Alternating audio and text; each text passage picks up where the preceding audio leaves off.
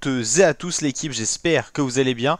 Pour cette nouvelle vidéo, on se retrouve pour la présentation complète de la 15e étape du Tour de France 2025 entre la ville de Muret et la ville de Carcassonne. On peut appeler ça une étape de transition, tout simplement parce que c'est pas une vraie étape de montagne, mais c'est pas une étape de sprint non plus. On ne sait pas vraiment qui pourra être à l'honneur à l'issue de cette étape. Ça sera pas les purs grimpeurs ni les favoris normalement, mais ça pourrait être les sprinters, tout comme les baroudeurs punchers.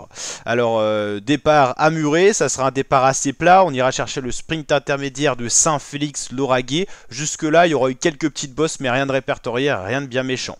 Il y aura la côte de Saint-Féréol en 3ème catégorie, quelques points d'attribuer, 1,7 km à 7% de moyenne. Côte de Sorèze, 6 km à 5,5% de moyenne. Là c'est déjà plus costaud, 6 km, c'est assez long comme effort. Et ensuite 2,9 km ou pas du 100 mais à 10% de moyenne. C'est des pentes assez dures avec des passages plutôt longs.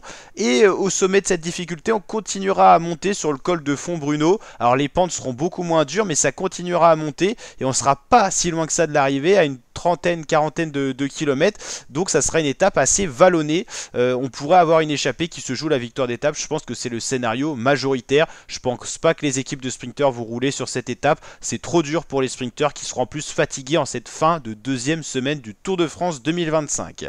Donc le scénario le plus probable, une course qui va durer longtemps pour que l'échappée se dessine. Ça va rouler dès qu'il y a une équipe qui ne sera pas représentée à l'avant. Donc je pense qu'on pourra avoir une belle bataille pour prendre l'échappée dès le départ de l'étape. Il y a beaucoup de probabilités que ça aille au bout, donc beaucoup d'équipes, beaucoup de coureurs voudront prendre l'échappée et je pense qu'on va avoir une moyenne horaire assez fou, notamment la première heure.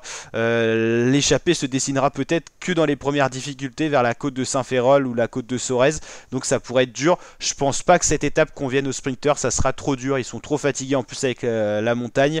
Donc ouais, je pense que ça sera une étape pour une échappée et un baroudeur qui s'imposera, baroudeur de type puncher ou type grimpeur, ou même peut-être un sprinter qui arrivera à passer dans l'échappée.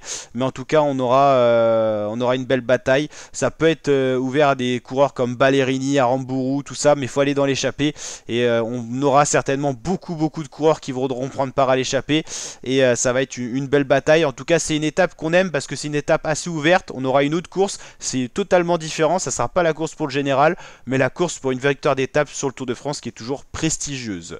Au niveau des itinéraires horaires, départ vers 13h30 pour le départ réel et une arrivée estimée aux alentours de 17h, 17h18. Tout dépendra de la moyenne horaire des coureurs.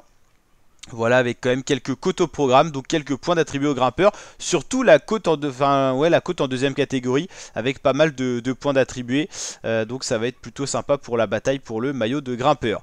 N'hésitez pas à liker la vidéo si elle vous a plu, les frater, surtout vous abonner pour d'autres vidéos. On se retrouve tous les jours pour la présentation de chacune des étapes du Tour de France et les résumés de chacune des étapes. Toutes les vidéos sont disponibles sur la chaîne YouTube, donc vous pouvez vivre en intégralité le Tour de France sur la chaîne, donc n'hésitez pas à vous abonner, activer la cloche, partager, liker et à réagir en commentaire. Je vous dis à très bientôt les fratés pour de prochaines vidéos. Ciao ciao, portez-vous bien.